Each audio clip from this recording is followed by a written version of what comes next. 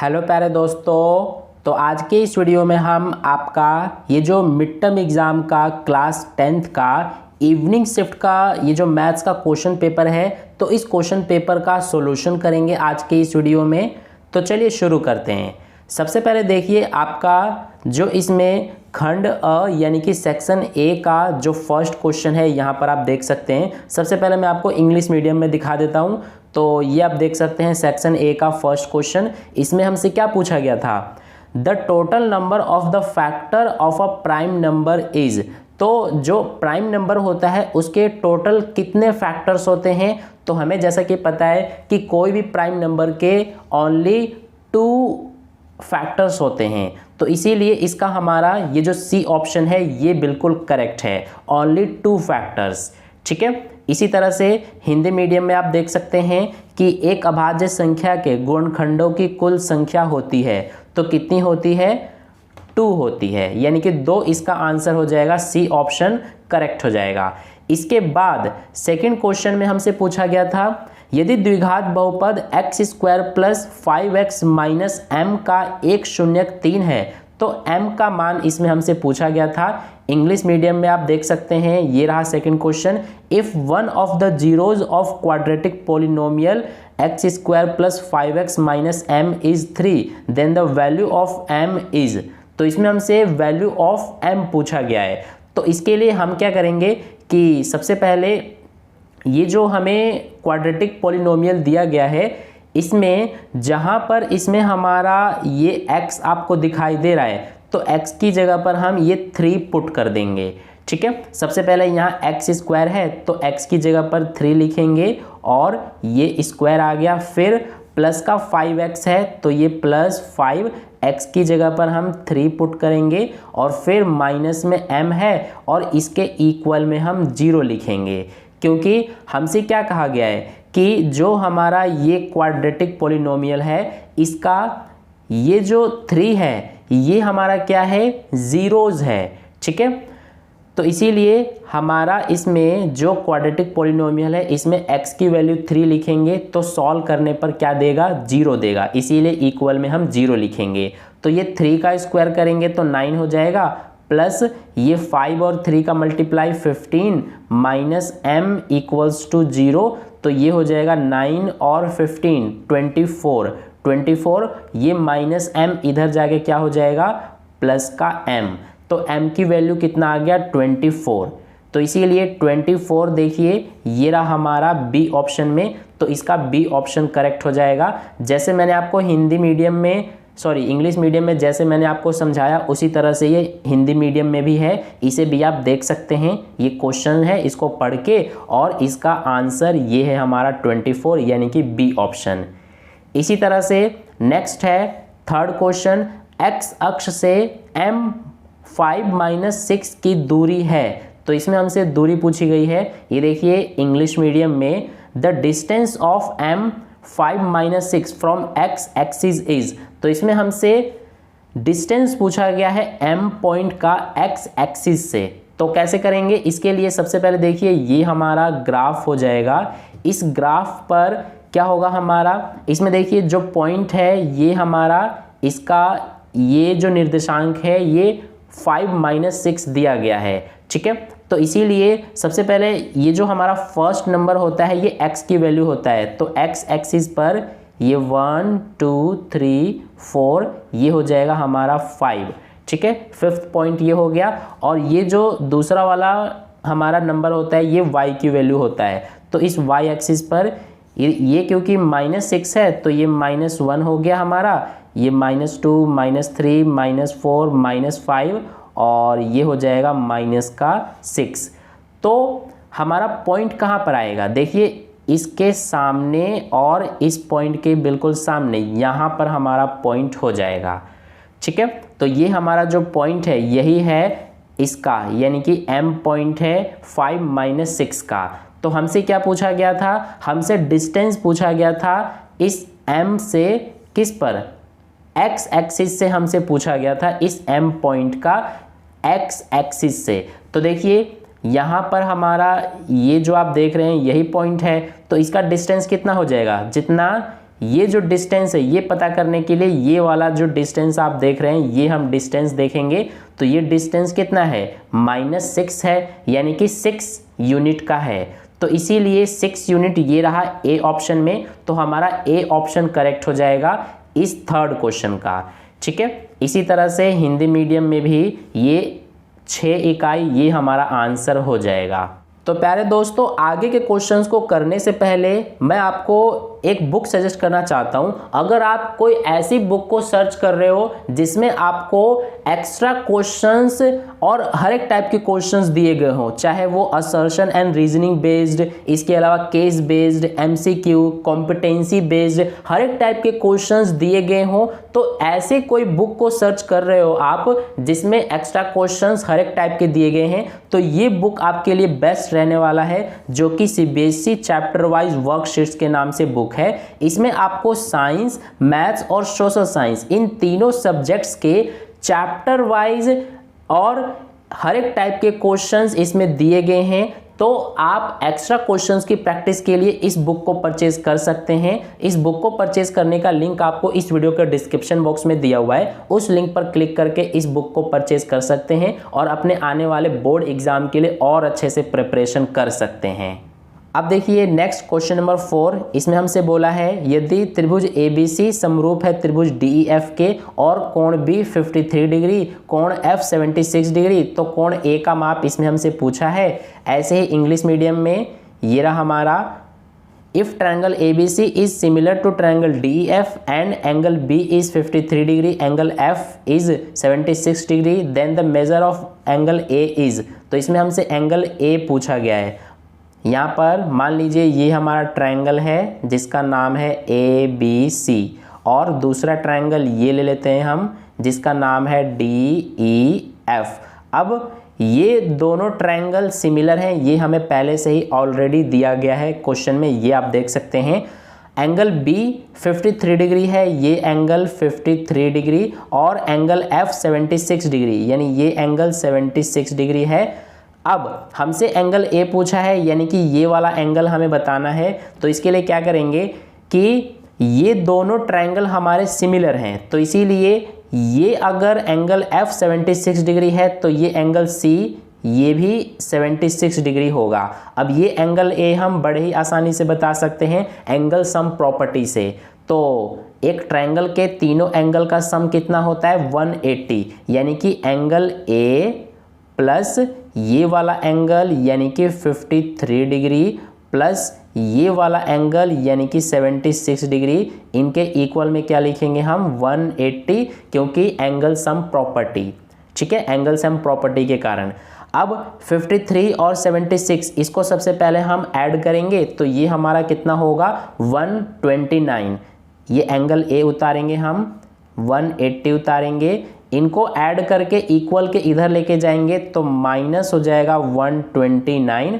तो angle A हमारा आ जाएगा 180 में से 129 को माइनस करेंगे तो ये आ जाएगा 51। तो एंगल A हमारा कितना आ गया 51। 51 कौन से ऑप्शन में दिया है ये आप देख सकते हैं, डी ऑप्शन में दिया हुआ है, तो इसीलिए इसका फोर्थ का डी ऑप्शन करेक्ट हो जाएगा। ये रहा हमारा फोर्थ का डी ऑप्शन। इसके बाद नेक्स्ट है क्वेश्चन नंबर 5, यदि किसी आंकड़े का माध्यक और बहुलक क्रमशः 52 और 52.4 है तो इसका माध्य हमसे पूछा गया है। ऐसे ही इंग्लिश मीडियम में ये आप देख सकते हैं, if the median and mode of a data are 52 and 52.4 respectively then its mean is. तो इसमें हमसे मीन पूछा है, तो इसके लिए आपको एक फॉर्मूला पता होना चाहिए। फॉर्मूला हमारा होता है 3 मीडियन इक्वल्स टू मोड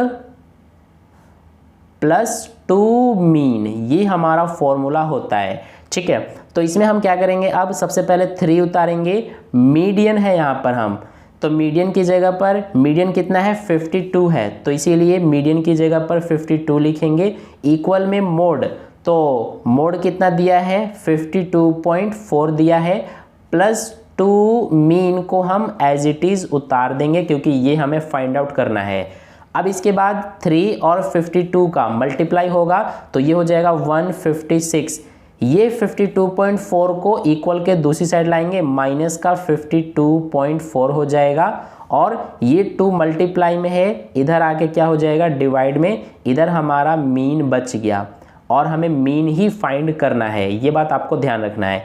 अब ये 156 में से 52.4 को माइनस करेंगे तो कितना बचेगा 103.6, नीचे क्या है 2, इक्वल में क्या है ये है हमारा मीन, तो 2 से 103.6 को डिवाइड कर देंगे तो ये हमारा आंसर आ जाएगा 51.8। तो 51.8 ये हमारा मीन आ गया।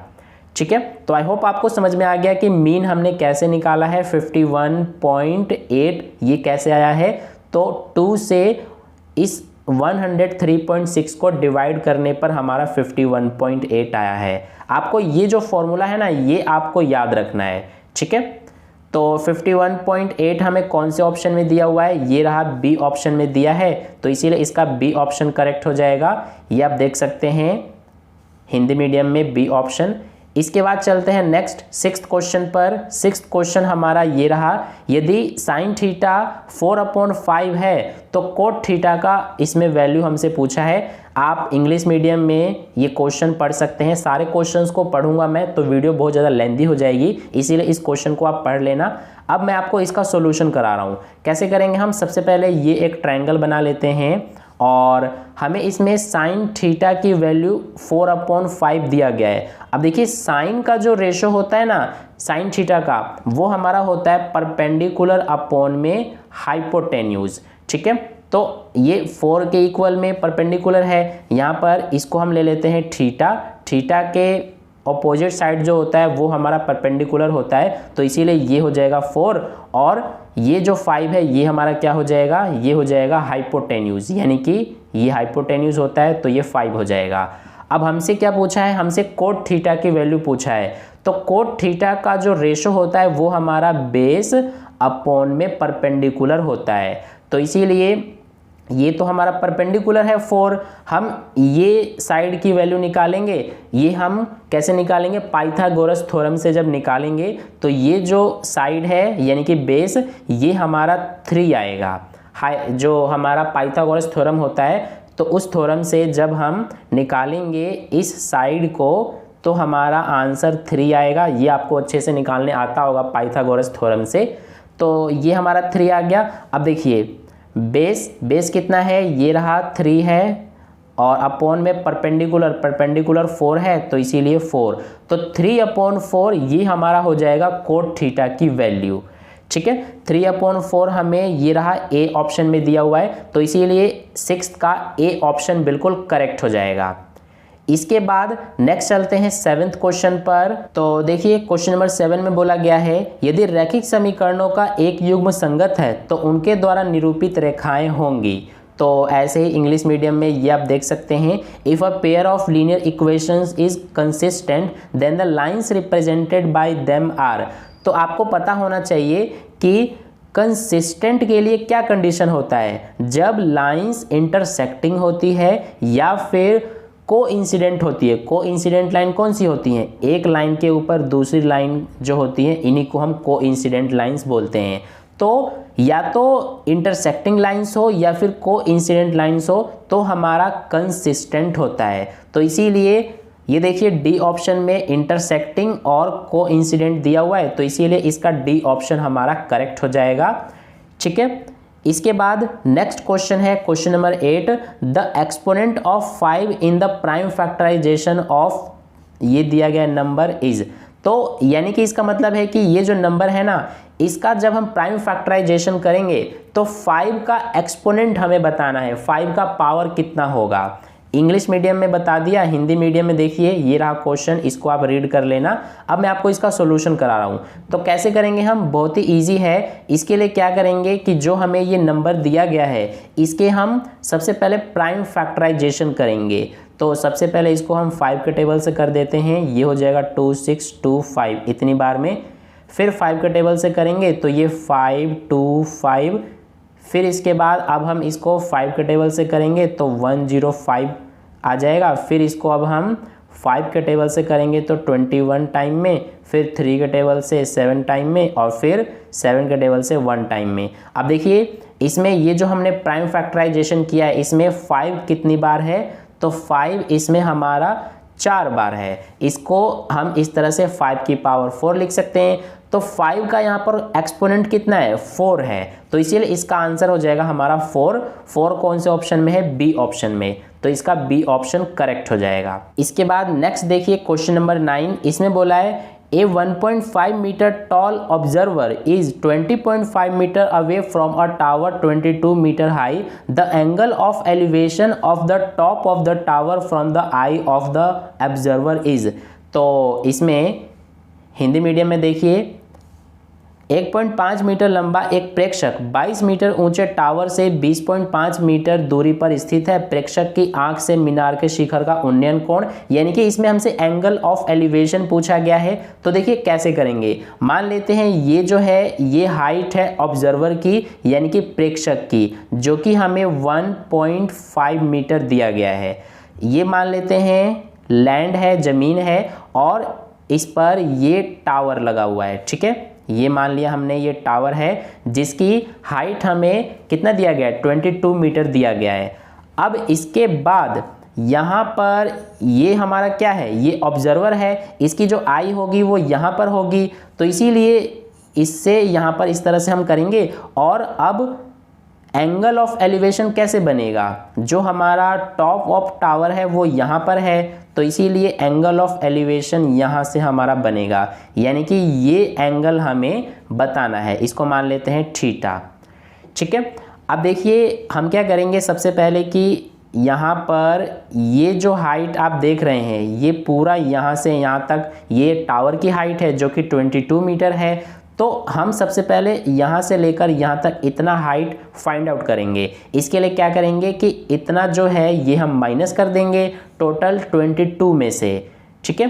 तो ये हमारा इतना कितना हो जाएगा, जितना कि ये है 1.5, तो इसीलिए 22 में से हम 1.5 को माइनस कर देंगे तो हमारा ये इतना जो हाइट है ये पता चल जाएगा।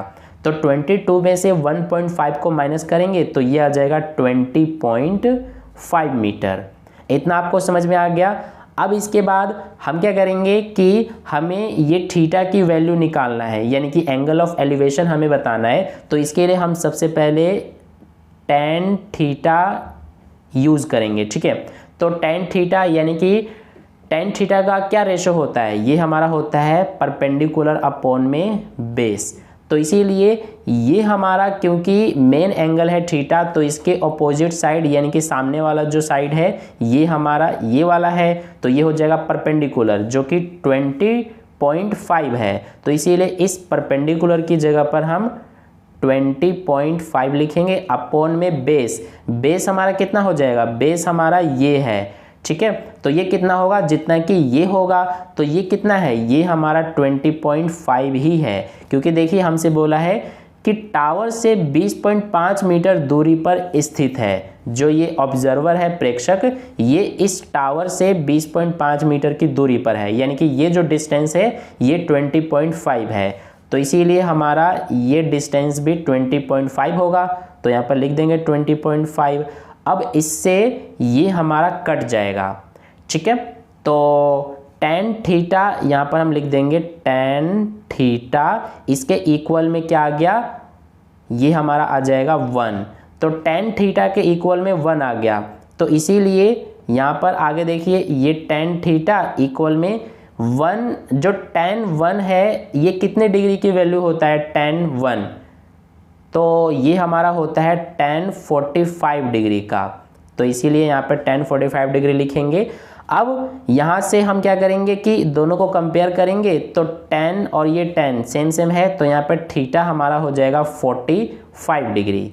तो थीटा की वैल्यू 45 आ गया, यानी कि एंगल ऑफ एलिवेशन ये हमारा 45 डिग्री का आ गया। तो 45 ये रहा बी ऑप्शन में, तो इसीलिए इसका बी ऑप्शन करेक्ट हो जाएगा। इसके बाद नेक्स्ट है हमारा 10th, यदि किसी वृत्त की परिधि दोगुनी कर दी जाए तो वृत्त का क्षेत्रफल हो जाएगा। तो ऐसे ही इंग्लिश मीडियम में भी आप देख सकते हैं ये रहा हमारा 10th question. If the circumference of a circle is doubled then the area of the circle becomes. तो इसमें हमसे पूछा है कि अगर कोई सर्कल का जो सर्कमफ्रेंस है इसको हम डबल कर देते हैं तो इसका एरिया कितना हो जाएगा, ये हमसे पूछा गया है। तो देखिए मान लीजिए ये हमारा सर्कल है जिसका यहाँ पर रेडियस हम मान लेते हैं r है। अब इसी सर्कल का जब हम सर्कमफ्रेंस डबल करेंगे, मान लीजिए ये हमारा सर्कल है, यही वाला सर्कल है जिसका सर्कमफ्रेंस हमने डबल कर दिया, तो इसीलिए इसका जो रेडियस होगा वो भी अलग हो जाएगा। इसको मान लेते हैं हम कैपिटल R, ठीक है। अब इन दोनों जो सर्कल हैं इनके सर्कमफ्रेंस लिखेंगे। इसका सर्कमफ्रेंस क्या होगा, ये हो जाएगा 2πr। इसके इक्वल में लिखेंगे इस वाले सर्कल का सर्कमफ्रेंस जो कि हो जाएगा 2π और कैपिटल R, क्योंकि इसका रेडियस कैपिटल R है।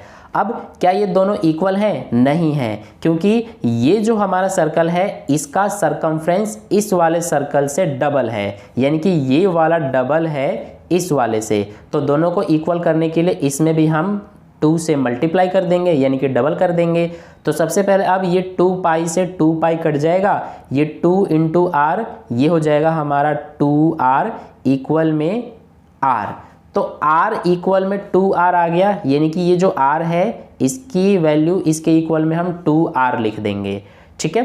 तो अब हम क्या करेंगे, अब हम एरिया फाइंड आउट करेंगे। तो इसके लिए सबसे पहले हम क्या करेंगे कि जो हमारा ये बड़ा वाला सर्कल है इसका एरिया लिखेंगे, तो ये हो जाएगा पाई कैपिटल R स्क्वायर।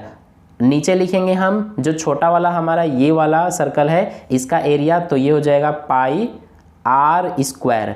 पाई से पाई कट जाएगा हमारा, तो ये कैपिटल R स्क्वायर है। इस R की वैल्यू देखिए 2r है, तो इसीलिए यहाँ पर हम 2r लिखेंगे और ये स्क्वायर, नीचे ये R स्क्वायर है तो ये हमारा R स्क्वायर ही रहेगा। अब ये 2 का स्क्वायर करेंगे तो ये हो जाएगा 4 इंटू R स्क्वायर, नीचे हमारा क्या है R स्क्वायर ही है। R स्क्वायर से ये कट गया तो सिर्फ 4 बचा, यानी कि 4 टाइम्स ये हमारा आंसर हो जाएगा, ठीक है। तो 4 टाइम्स देखिए ये रहा C ऑप्शन में, इसीलिए इसका C ऑप्शन बिल्कुल करेक्ट है। इसके बाद क्वेश्चन नंबर 11 से हम नेक्स्ट वीडियो में करेंगे। इतना आज के लिए बस काफ़ी है। आई होप आपको इतना समझ में आ गया। तो वीडियो को लाइक कर देना, अपने दोस्तों के साथ भी शेयर कर देना और चैनल को सब्सक्राइब करके बेल आइकन को प्रेस कर लेना, ताकि नेक्स्ट वीडियो जैसे ही अपलोड की जाए तो सबसे पहले आपको मिल जाए। मिलते हैं नेक्स्ट वीडियो में, तब तक के लिए बाय बाय।